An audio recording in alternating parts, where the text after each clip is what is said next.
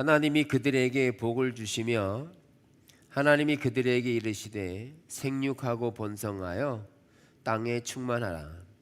땅을 정복하라. 바다의 물고기와 하늘의 새와 땅에 움직이는 모든 생물을 다스리라 하시니라. 아멘. 오늘부터 3주에 걸쳐서 리더의 변화에 대해 살펴볼 겁니다. 그래서 오늘 6가지 내용을 나눌 건데, 리더가 변화되는 데 있어서 걸림돌이 되는 요인들을 주로 살펴볼 거예요. 왜 리더는 변화하기를 싫어하는지, 이런 내용들을 6가지로 이렇게 정리해서 나누려고 합니다. 아멘. 집중해서 잘 들으셔야 합니다. 네, 그렇게 삶을 살아가야 되기 때문에. 우선 하나님께서 세상을 창조하실 때 그 창조한 세계가 날마다 변화되도록 창조하셨습니다. 여기 생육하고 번성하여 땅에 충만하라, 땅을 정복하라고 하신 말씀의 내용을 보면 지속적인 변화를 의도하셨던 것을 볼 수 있어요. 그래서 하나님께서는 시간을 통하여 시간을 갖게 하고, 시간이 바뀜에 따라서 사람이 바뀌고 생물들이 바뀌고 또는 진보하고 하면서 지속적으로 변화를 가져오는 형태를 볼 수 있어요. 그리고 우리가 창조와 타락과 구속에 대해 살펴본 것처럼 인간이 타락했을 때도 하나님은 여전히 고린도후서 5장 17절에서 새롭게 되었다. 지속적으로 주님은 십자가를 통해 우리를 새롭게 만들었다라고 말하면서 우리를 과거에 구속됐던 죄악이나 사망이나 이런 모든 영역에서 우리를 새롭게 만드셨다는 것을 말하고 있거든요. 그래서 우리는 지속적으로 새롭게 돼야 되는, 또 성경이 우리가 지속적으로 변화돼야 될 것을 말하고 있다는 것이죠. 그러나 많은 리더들이 그런 하나님의 변화에도 불구하고 변화에 대한 장벽에 부딪히고 있음을 6가지로 설명해 주고 있어요.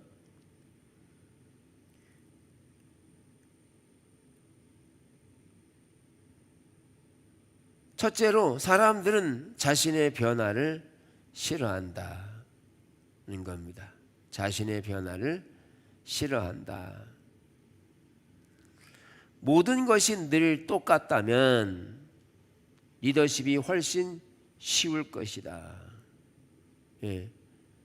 똑같으면, 변화가 없이 똑같으면 쉬울 수 있죠.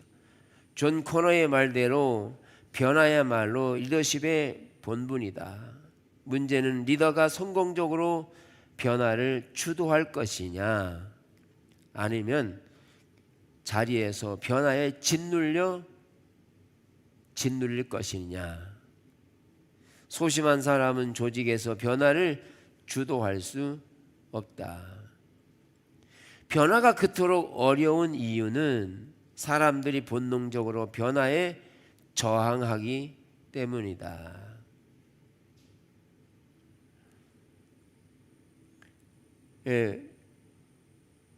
많은 리더들이 변화돼야 되는데, 이런 성경이 말하고 있는 것이고요. 변화돼야 되는데 변화되는 것에 대한 어려움을 겪고 있다라는 거예요.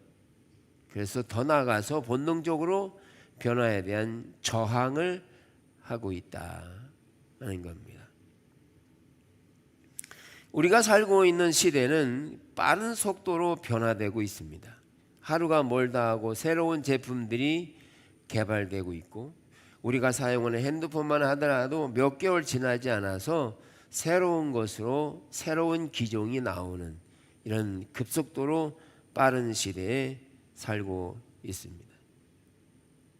더 나아가서 우리가 살고 있는 시대는 AI 시대라고 하는 인공지능의 시대를 살고 있습니다.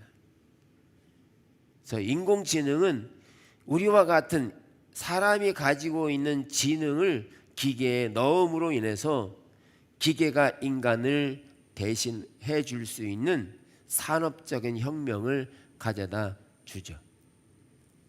그래서 지금 우리가 사용하고 있는 차량도 대부분 사람들이 하지 않고 기계가 다 합니다. 기계로 대체됐고요. 그리고 사람들이 하던 것들을 대부분 기계가 대체하고 있어요. 그래서 하다못해 고속도로 통행료도 다 기계로 받잖아요.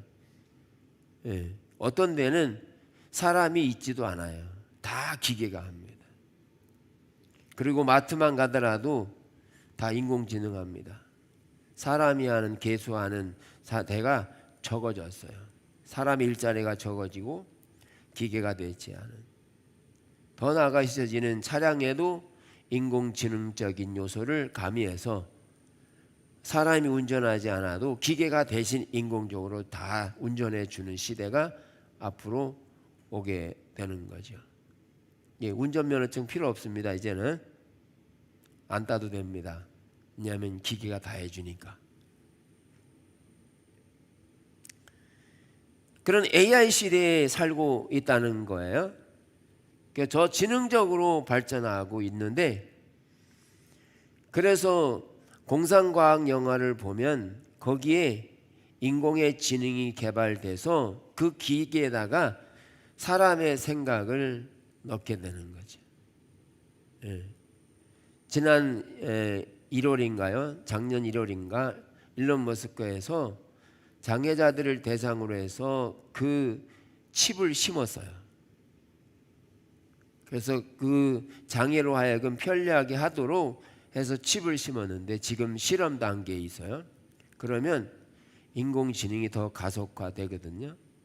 그러면 인공지능에 정신이 들어가면 그 인공지능이 정신을 가짐으로 인해서 이제 인공지능이 사람의 통치를 받는 게 아니라 스스로 결정하는 때가 올 수 있다는 거예요.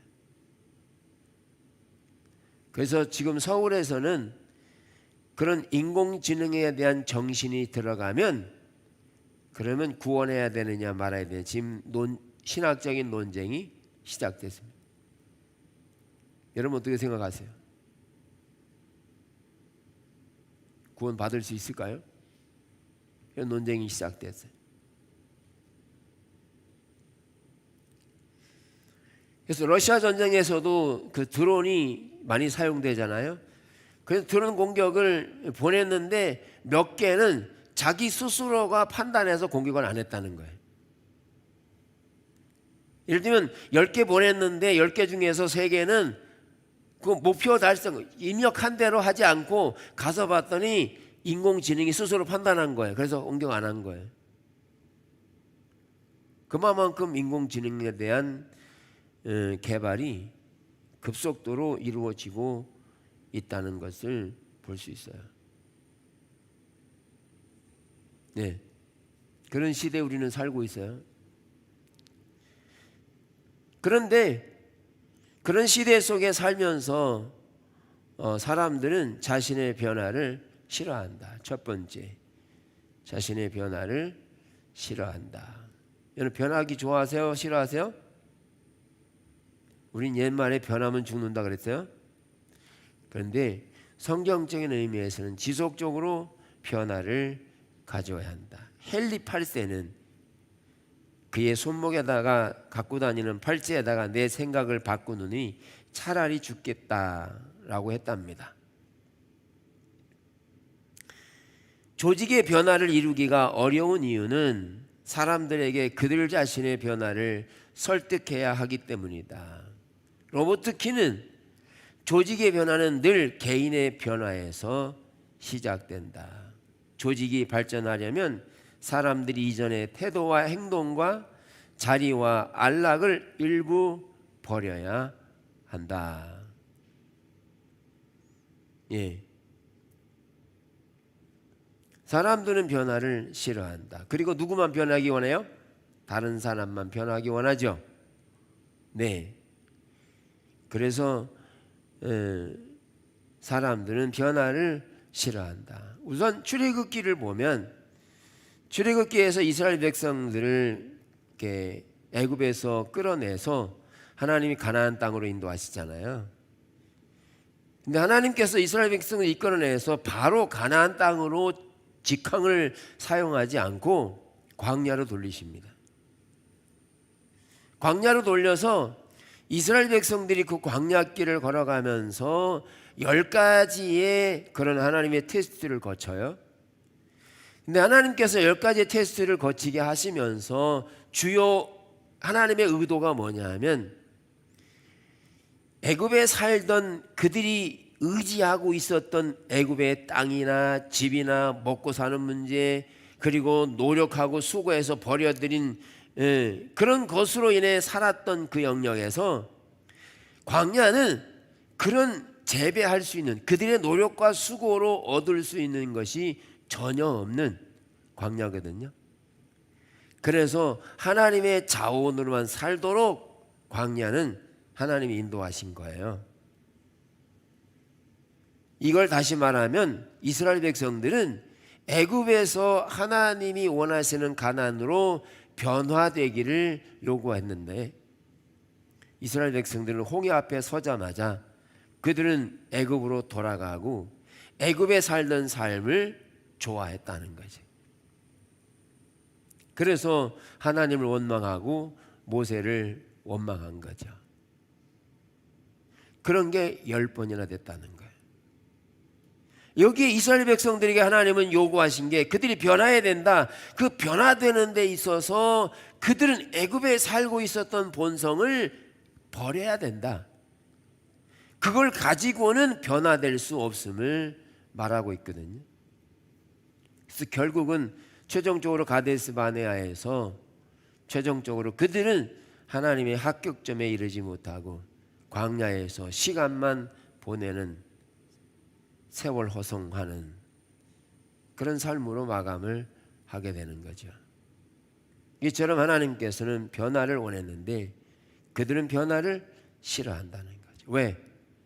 자신이 살고 있었던 과거의 것들을 버려야 되는데 버리지 않으니까 변화되지 않는 거죠.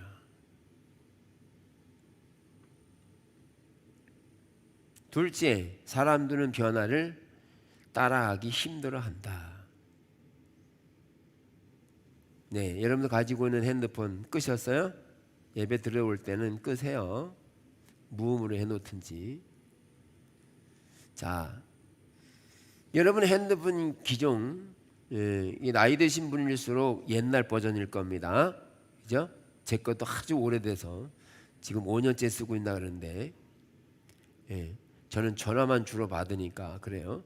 근데 요새 2달, 3달, 뭐 몇 달 안 거쳐서 새로운 기종이 나와요. 그러면 그거 새로 사셔서 구입해가지고 그것을 찾아보고 연구하려니까 힘들어요, 안 힘들어요?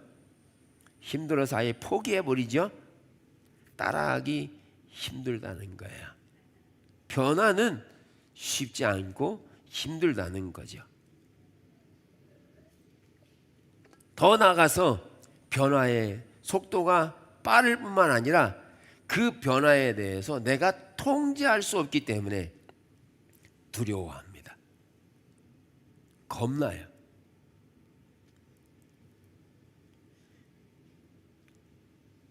그래서 변하기 싫다는 거예요. 그래서 성공하는 기업들의 8가지 습관이라고 하는 짐 콜린스가 쓴 8가지 중에서 마지막에 한 가지가 뭐냐면 끊임없는 개선을 추구해야 한다. 성공적인 기업은 현 상태에 안주하지 않고 끊임없는 개선과 혁신을 추구해야 한다.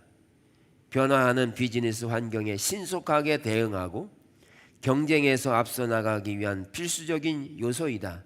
지속적인 개선은 기업이 경쟁력을 유지하고 발전할 수 있는 원동력이다. 네, 맞습니다. 기업은 새로운 개발을 지속적으로 해야 합니다. 그렇지 않으면 살아남지 못합니다. 죽는 거죠.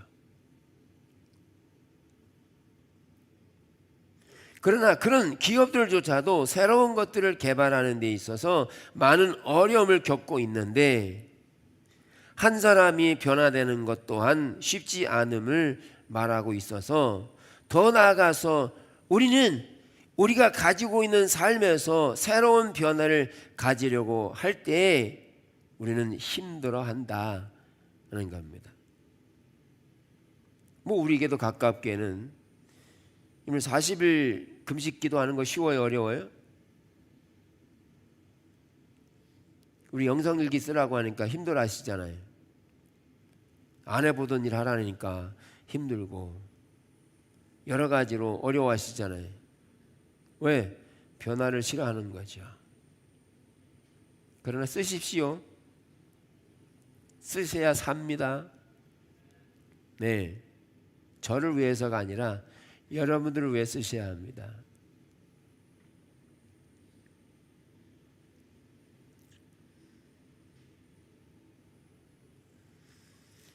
예수님께서 제자들을 부르실 때, 예를 들면 베드로를 부르실 때 베드로가 배와 그물을 버리고 예수님을 따라서요. 그러면 베드로가 예수님을 따르는 데 있어서는 자기가 가지고 있던 배와 그물을 버려야 했어요. 그러지 않으면 그는 예수님의 제자가 될 수가 없는 거죠. 삶의 변화는 불가능한 거죠. 근데 베드로는 주님이 부르실 때 곧바로 두려워하지 않고 반응을 보였다는 거예요. 그리고 베드로에게 지속적으로 변화를 요구하셨어요.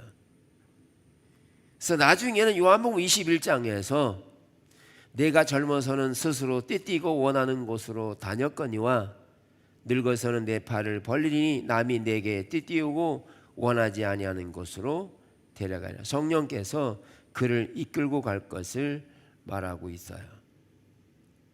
바울 또한 변화된 사람이죠. 다메섹에서 사도행전 9장에 보면 바울이 예수님을 만나죠. 예수님을 만나고서 그는 예수를 핍박하던 자에서 예수를 믿는 사람으로 바뀌어버렸어요. 그런데 여기에서 바뀌었다는 말은 감정과 상황만 바뀐 게 아니라 그의 삶 전체가 바뀌었음을 볼 수 있어요. 네. 그래서 바울은 예수를 핍박하던 자에서 예수를 믿는 자로 됐기 때문에 바울에게 있어서는 그 지금까지 살아왔던 삶을 다 버렸어야 했습니다. 그러니까 예수님을 따르면서 그때 당시에 지도층들에게 인정받던 그런 요인들까지 다 가지고는 예수님을 따라갈 수 없어요. 그러니까 변화하는 데 있어서는 버려야 될 것이 있음을 말해요. 그런데 반해서 바리새인은 변화가 쉽지 않았음을 말해요. 바리새인들은 예수님이 공들이기도 많이 공들인 영역입니다.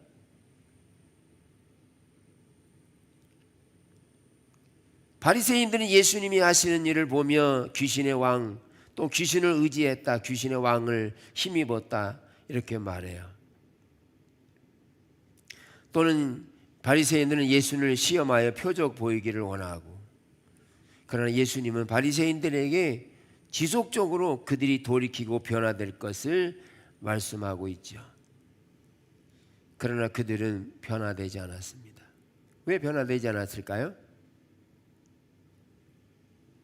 그들은 그들이 가지고 있는 것을 버리지 않았던 거죠.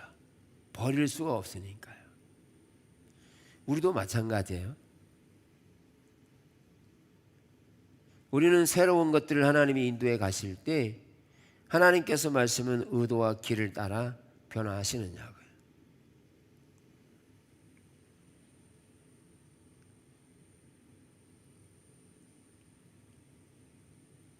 그러니까 기존에 살던 대로 살고 싶은 거예요. 기존에 하고 싶은 대로 살고 싶은 거예요. 제가 그 NWS 갔다 오면서 그 전에도 이제 한번 테스트한 게 뭐냐면 그거였어요. TV 안 보기거든요. 근데 처음에 시도할 때 TV 안 보기가 참 어렵더라고요. 참 어려웠어요. 그래서 나중에는 자꾸 보게 되더라고요. 근데 NWS 갔다 오면서 하나님께서 선명하게 그런 부분들을 정리하게 하셨어요. 보고 안 보고의 의미가 없음을 하나님이 선명하게 말씀하셔서 분명히 알았어요. 그런데 중요한 건 뭐냐면 그렇게 하나님께서 하나님의 길을 보여주시고 하나님의 뜻을 말씀할 때 변화는 어려운 게 아니었습니다. 그러니까 왜 변화가 어렵느냐? 하나님과의 친밀한 관계, 하나님과 동행하는 일, 이게 안 되니까 변화는 어렵게만 느껴지는 거예요. 예. 그래서 하나님께 집중적으로 나아가는 일에 있어서 하나님을 찾고 구하고 하는 일들이 하나님이 철저하게 인도해 가시는 길이라서 그게 어렵게 느껴지지 않는데, 우리가 변화에 있어서 어렵게 느껴지는 이유는 우리는 하나님을 구하지 않기 때문에 변화는 자꾸 어렵게만 느껴진다는 거죠. 그래서 하나님께서 이렇게 영성일기와 관련해서 이렇게 인도해 가시면서 하나님이 그런 마음 주세요. 그러니까 저부터 그 영성일기 쓴 것을 오픈하라고 하셨어요. 그래서 어젯밤에 제가 영성일기 쓴 것을 그 밴드에 올렸습니다. 예, 하나님이 하기를 원하셔서요.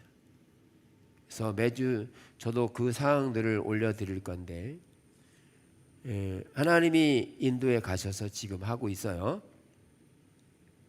그래서 더 말씀을 드리지만 제가 제 소리 하는 거 아니에요. 제가 하고 싶어서 하는 것도 아니고요. 제가 원해서 하는 것도 아닙니다. 하나님이 앞서 가시면서 하고 계셔서 저는 졸졸 따라갈 뿐인 거예요. 올해 비전을 보이신 것도 누차 말씀드리지만 제가 계획한 게 아니고요. 제 머릿속에 나올 만한 지혜도 없어요. 특별히 하나님께서 올 한 해 많은 축복하실 겁니다. 재정적인 부분이든 관계적인 부분, 치유에 대한 부분이든 하나님이 다양하게 그것을 풀어놓아 다니게 하라고 하세요. 마음껏 하실 거예요. 근데 왜 그렇게 하느냐 하면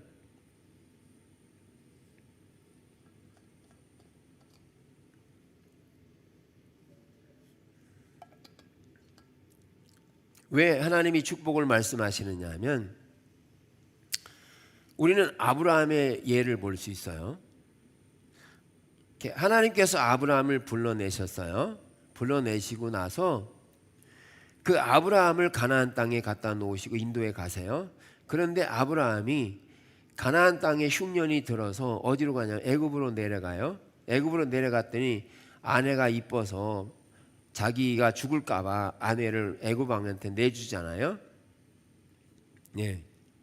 근데 그게 옳지 않죠. 그 이후에도 아비멜렉한테 아내를 내주는 경우가 있었어요. 근데 두 가지 다 반드시 아브라함이 잘못했죠. 그런데 놀라운 일이 뭔지 아세요? 분명히 아브라함이 잘못했는데 애굽 왕과 아비멜렉 왕이 엄청난 보물과 보화를 아브라함에게 준 거 아세요?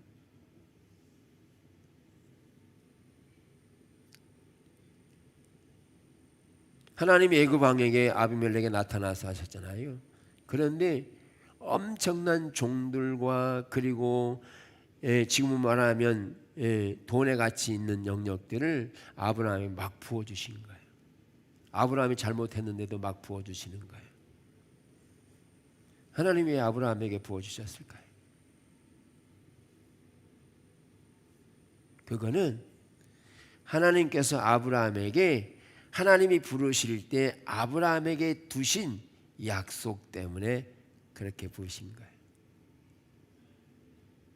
하나님의 약속이 아브라함에게 있었기 때문에. 그러니까 우리는 우리가 농사짓고 하지 않아도 하나님께서 누군가를 통해서 지었던 것을 우리에게 다 공급해 주시는데, 왜 이렇게 하나님이 하시는가 하면 모든 주권의 능력 공급하시는 분이 철저하게 하나님이라는 것을 알게 하시고요, 하나님의 약속을 가진 자들에게 하나님은 철저하게 그 약속을 따라 살아갈 때 하나님이 공급하시는 하나님인 것을 그들에게 알게 하시기 위해서. 그러니까 저는 믿는 게 뭐냐 하면 하나님께서 우리 교회에게 주신 약속과 유업이 있거든요. 아멘. 하나님이 그 약속 때문에 복 주실 거예요. 복 주실 거예요. 근데 아브라함이 아비멜렉에 갔을 때 5개의 성에 아브라함의 군사 314명, 18명인가요? 데리고 나가서 5개의 성을 다 점령하고 돌아와요. 그리고 아비멜렉 왕이 뭐라 그러냐 하면, 야, 우리나라 살려주셨으니까 네가 가지고 싶은 것만큼 다 가지고 가 그랬거든요. 근데 아브라함이 하나도 안 가지고 와요. 우리 같으면 넙죽 받았을 건데 하나도 안 가져와요. 다 거절해요. 네, 이거를 뭐라고 표현하느냐 하면, 아브라함은 사람들이 주는 필요로 공급받은 게 아니라 하나님만이 주시는 공급자 되심을 아브라함은 발견했다는 거예요. 사람들이 준다고 그것으로 의지해서 그런 의지를 가지고 살아간 아브라함이 아니라는 거예요. 더 나아가서 아브라함은 조카 롯과 다툼이 벌어졌어요. 그래서 네 양과 내 양이 서로 싸우니 이제는 갈라서자. 그랬더니 롯이 높은 산에 위에서 올라가서 보니까 너무너무 주는 좋은 목초지가 있는 거예요. 그러니까 조카가 여기 내 땅 그런 거 아니에요? 그리고 반대로 아브라함 보니까 다 어디요? 사막이요. 그래가지고 조카 롯이 땅 탁 소돔과 고모라성 좋은 땅 탁 차지하고 갔는데, 그런데 그리고 나서 광야를 차지한 그 아브라함에게 이어서 말씀하는 거죠. 하나님이 너에게 복 주고 복 주실 것을. 그러니까 롯이 선택하자마자 그 뒤에 하나님이 아브라함에게 나타나셔서 복 주시고,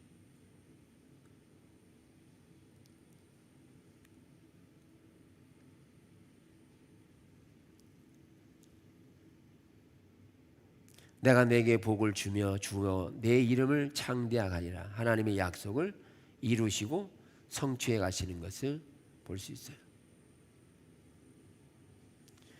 아브라함은요, 사람들이 주는 것으로 만족하고 그것으로 인해 살아간 사람이 아니었어요.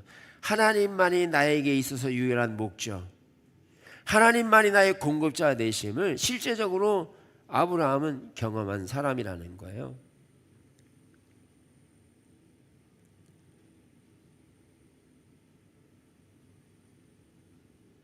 하나님만이 우리의 목적되어야 합니다. 하나님만이 나의 공급자 되시고. 그래서 롯이 아무리 좋은 땅을, 그때 당시는요 목초지가 번성할 수 있는 길입니다. 그 좋은 땅 차지한 롯, 그러나 남겨진 것은 사막뿐이었는데 그 사막에서도 하나님은 유일한 공급자 되심을 아브라함이 알았다는 거예요. 그게 신앙이에요. 결국 나중에 우리가 잘 아는 대로 롯은 어떻게 됐어요? 그 좋은 땅을 차지했지만 결국은 몸과 마음이 팽배해지는 어둠의 장소였잖아요. 그래서 환경적으로 아무리 좋은 땅을 갖고 소득을 얻고 필요를 가진다고 하더라도 하나님 떠나면 그곳은 어둠이 되고 전쟁터가 되고 고통이 있는 곳이 됩니다. 우리는 하나님만이 목적되는 삶을 사셔야 합니다.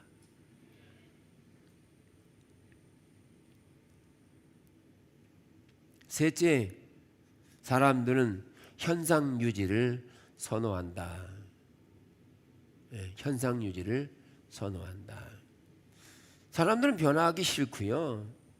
그리고 두려워할 뿐만 아니라 현상 유지를 선호한다.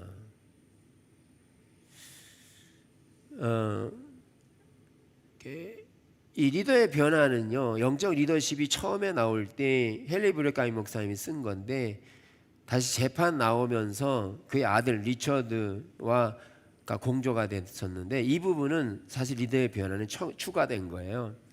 근데 리처드가 이제 이 부분을 소개해요.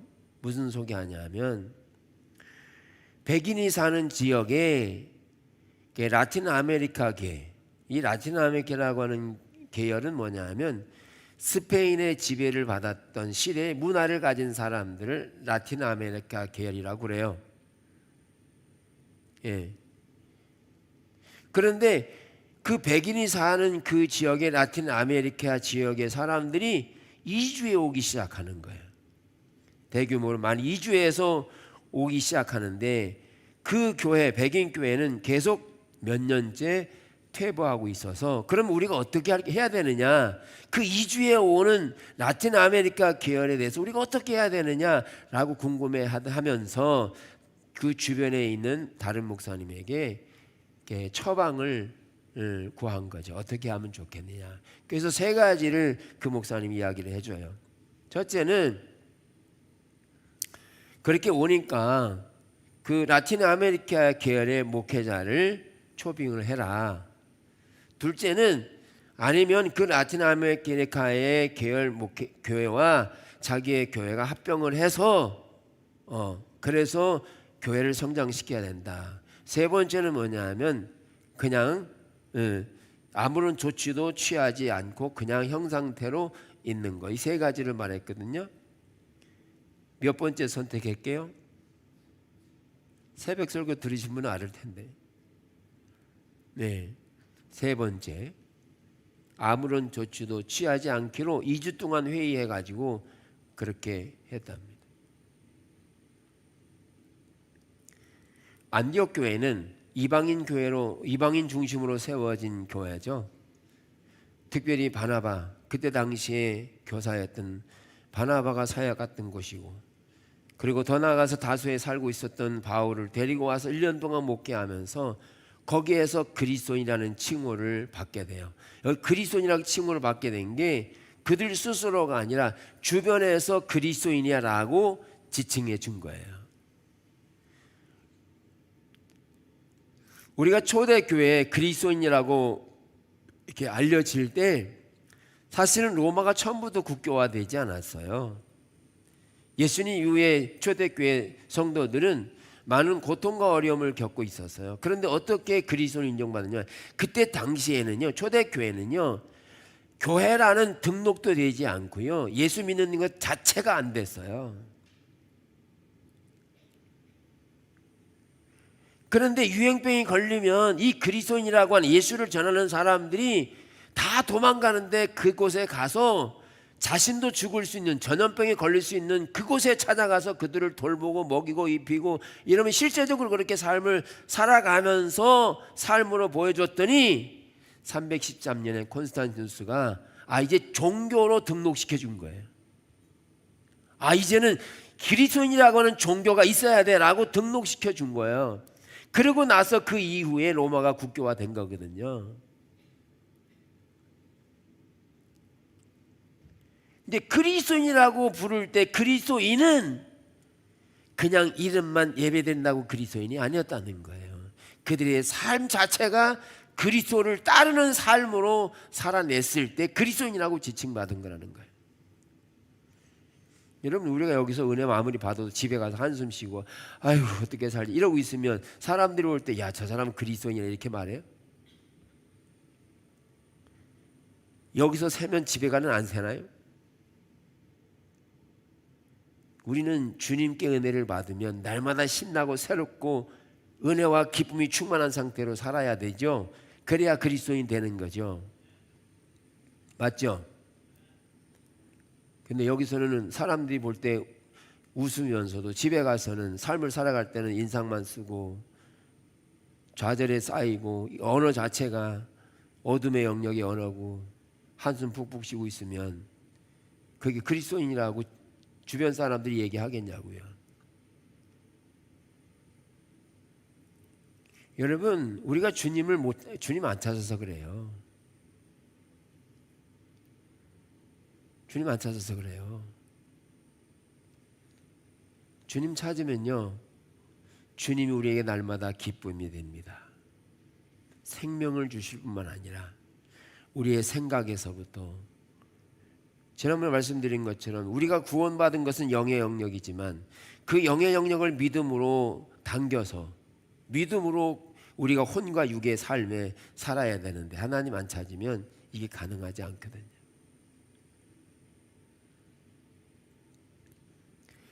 그래서 안디옥 교회가 그리스도라는 칭호를 받게 됐는데, 그런데 어느 날 하나님께서 말씀하시는 거예요.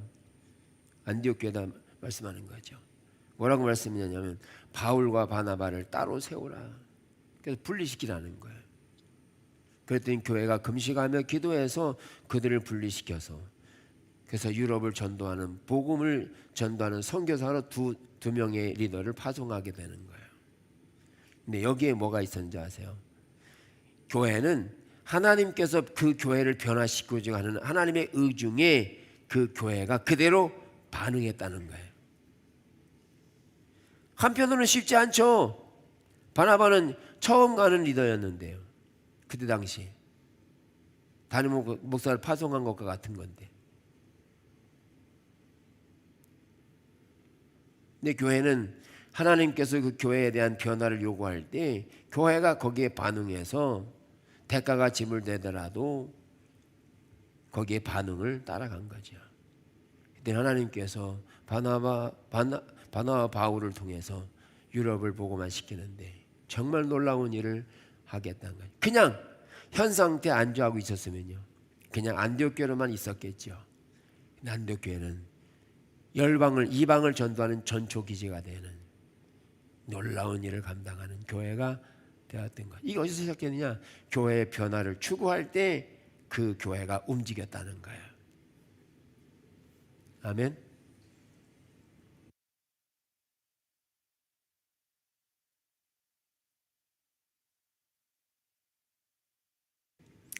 지난번 공동회의 때 제가 말씀드린 군사역을 위해서 각 선교회에서 동참했으면 좋겠다 그러는데 3, 4, 5여 선교에서 가능하다고 했어요.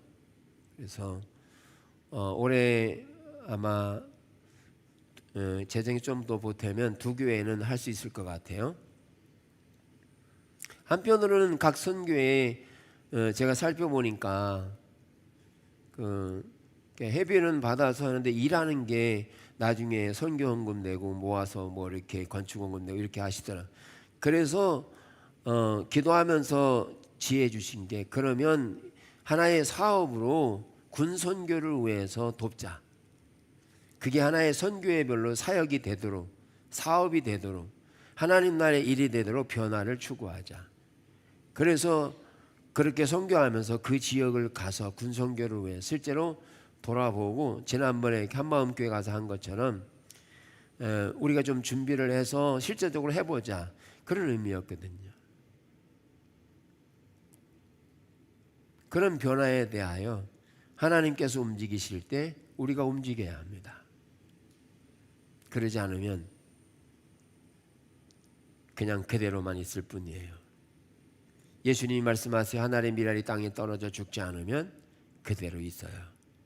떨어져 죽으면, 변화되면 새가 와서 깃들일 만큼 되고요, 하늘의 미랄이 떨어져서 그 믿음이 될 때 이 산다로 저사 절대로 옮겨지라 하여도 된다 그랬어요. 하나님의 변화에 우리는 동참해야 합니다. 현실에 안주하고 두려워하고 어려워할 게 아니라 하나님이 이끄시는 변화는 언제나 성공적이었습니다.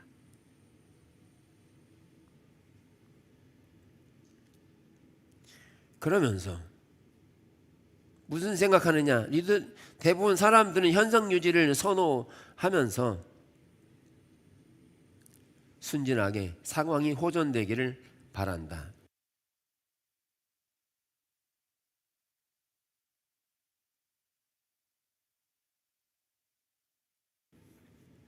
여러분, 그렇게 현 상황에 머물면서 상황이 호전되기를 원해요. 어리석은 겁니다. 우리 교회만 하더라도 이렇게 좀 작지는 않지만 이렇게 있으면서 그냥 이렇게 하지, 그거요 죽는 길입니다.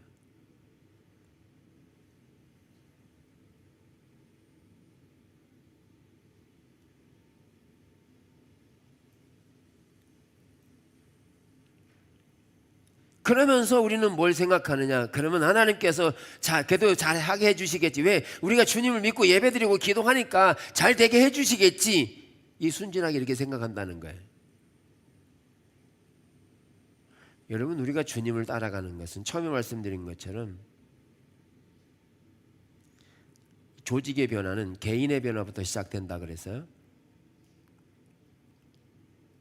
한 사람 한 사람이 하나님의 길을 따라 변화되지 않으면 조직의 변화는 쉽지 않다는 거죠. 아브라함이 변할 때 열방이 이루어졌고요. 바울이 변했을 때 유럽이 복음화됐다는 거죠. 우리가 기도하지 않으면서 주님 찾지 않으면서 우리는 잘 될 거라고요? 아니요. 성경은 그렇게 적용하지 않아요. 성경은 한결같이 하나님의 약속과 우리의 동참이 같이 갑니다.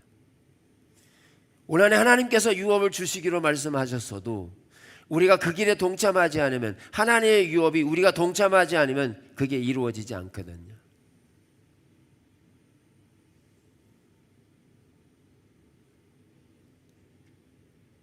근데 하나님께서 우리에게 부으시고자 하는 일이 결코 작지 않은 것을 보이세요. 근데 더 나아가서 하나님이 뭐라고 그러시냐면 주지 못해 안달이세요. 할렐루야. 하나님 막 주고 싶은데 받을 사람이 받아야지. 하나님 막 주고 싶어 하세요. 하나님의 약속을 이루고자 동참하는 그 교회, 우리 교회에 막 붙기를 원하세요.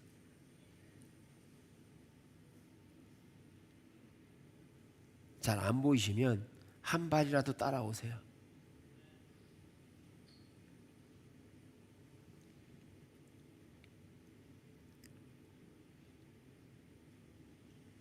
사람들은 낙천성 또는 가능성 이런 것을 가질 수 있어요.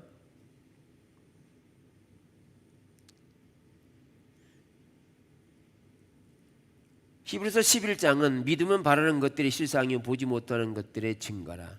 우리가 그리스도를 믿으면 그리스도가 우리에게 축복이 될 거라 이상을 가질 수 있어요. 그런데 그 이상과 실제를 잘 확인하셔야 합니다. 믿음은 바라는 것들의 실상이요. 그런데 실상일 뿐만 아니라 아브라함을 부르실 때 장래의 유업을 받을 땅에 나아갈새 갈 바를 알지 못하고 나갔어요. 그러나 아브라함은 이상만 있었던 게 아니라 실제적으로 떠났고 출발했고 움직였고 행동했다는 거예요. 실수와 실패가 있더라도 아브라함은 이상에 머무는 게 아니라 실제적으로 출발했다는 거예요. 실수를 해요. 실패를 해요. 그러나 그 상황 가운데 배우고 단련하면서 실제적으로 행동으로 따라간 삶이 되어서 그가 성공한 거예요. 막연하게 여기서 해주시겠지 이게 아니에요. 우리가 하나님과의 신앙을 이렇게 말하잖아요. 하나님과 친밀한 관계, 실제적이고 사실적이고 개인적이고 지속적인 사랑의 관계를 헬빈과 목사님 말하잖아요. 이게 실제가 안 되면 우리는 변화는 쉽지 않은 거지.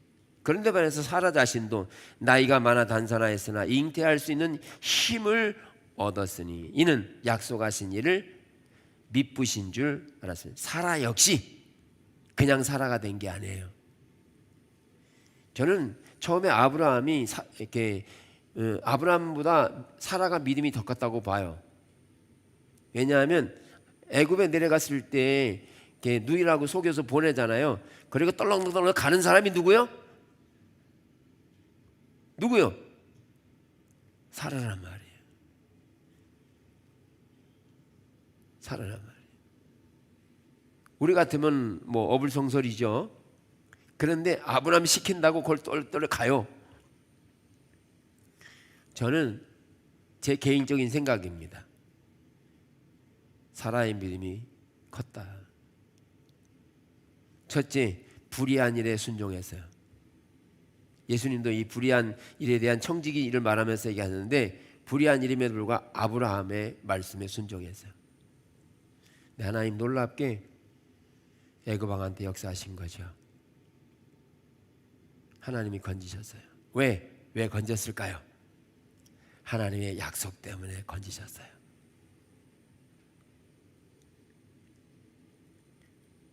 아브라함 사라 그냥 이상으로 이루어진 게 아니에요. 그냥 살다 보니까 된 게 아니에요. 하루하루 주님과 동행하면서 살아갈 때 실제적으로 하나님이 그들을 새롭게 하신 거고요. 다섯째, 사람들은 변화의 필요성을 보지 못한다. 호주의 한 교단에 교회가 성장하고 성도 수가 늘어나는 것을 발견했어요. 그래서 너무 좋았죠. 그런데 반해서 호주 국민 전체는 그 교단에 비해서 계속 침체되고 있는 것을 느꼈다는 거예요. 그래서 교단 자체로는 부흥이 됐을지 모르지만 국가 전체적으로는 성도 수가 줄어들고 계속 나약해지는 상태를 보면서 그 교단은 변화의 필요성을 가져야 된다라는 것을 소개해요. 그러면서 이제 또 하나 살펴볼 것은 모르드게가 이제 그 포로 생활에 들어갔을 때 죽으면 죽으리라고 하는 에스더의 고백이 있잖아요. 그런데 에스더는 특별 케이스로 왕후가 된 거잖아요. 그런데 특별 케이스로 왕후가 돼가지고 나라가 위기에 처했을 때 모르드게가 그러잖아요. 너는 왕이 올라서 너는 잘 될지 모르지만 이 나라는 다 죽게 된다. 그러니까 네가 이 나라를 위해서 네가 왕후 된 거 아니냐. 그래가지고 왕 앞에 나가게 만들잖아요. 그러니까 에스더가 그러잖아요. 죽으면 죽으리라고 이렇게 나아가요. 그랬더니 왕이 금호를 내밀어서 그의 말을 들어줘요. 근데 이런 장면에서 상당한 변화를 요구해요. 변화가 되는 걸 볼 수 있어요. 그냥 되는 게 아니라는 거예요. 내 삶을 들이지 않으면 변화는 안 되는 거예요. 그냥 그대로 살다 마는 거죠. 여섯 번째, 사람들은 조직의 변화에 동원하기 힘들다고 믿는다. 네. 우리는 독일의 신학자 본 회퍼를 알고 있는데요. 그가 14살 때 신학자가 되기로 결정하고 아버지한테 했더니 아버지가 난색을 표하면서 이렇게 말한 거예요. 초라하고 나약하고 재미없고 시시한 부르조아 조직, 이렇게 말해요. 신앙을. 거기다 왜 허비하느냐. 예. 그런데 본회퍼는 이렇게 대답해요. 아버지, 그렇다면 제가 그 조직을 개혁하면 되겠군요. 할렐루야. 그 조직을 개혁하겠다고. 그래서 그는 목회자이면서 신학자이고 반나치 운동에 대적하게 되죠. 그리고 교회 고백교회를 설립을 해서 그 시대 가운데 독일 그 나치 시대에 그리스도인들이 교회가 그 나치에 다 순복되고, 지금 러시아처럼 정교회가 지금 완전히 국교화돼서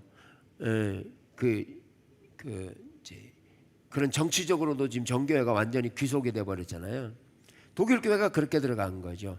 그래서 보네포는 그런 거에 대한 탄식하면서 오히려 히틀러를 대적하죠. 그래서 히틀러를 죽여야 되겠다. 그래서 720에 들어가죠. 그래서 계획을 세웠다 발각이 돼서 결국은 나중에 처형되게 되는데,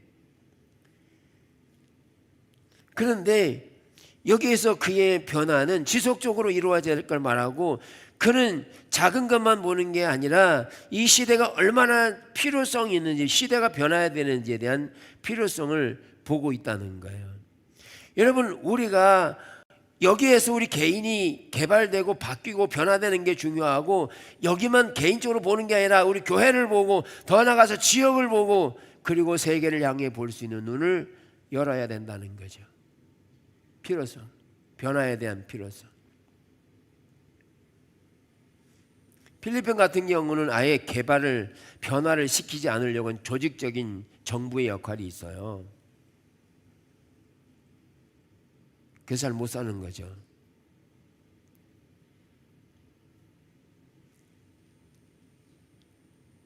그래서 이런 변화의 초점은 사람이 아니라 하나님이 이끄신다는 거예요. 하나님이 이끄신다는 거예요. 사랑하는 성도 여러분, 변화되는 것에 대한 두려움, 하기 싫음, 대가가 지불될 수 있어요. 저 역시 이런 변화를 주도하시는 하나님의 길을 가는데 많은 것을 희생해야 돼요. 포기해야 돼요. 왜냐하면 하나님의 약속이 있기 때문에 그 약속을 따라 가려고 하는 거죠. 그래서 여러분들이 때로는 하기 싫은 거 하라고 하는 거예요.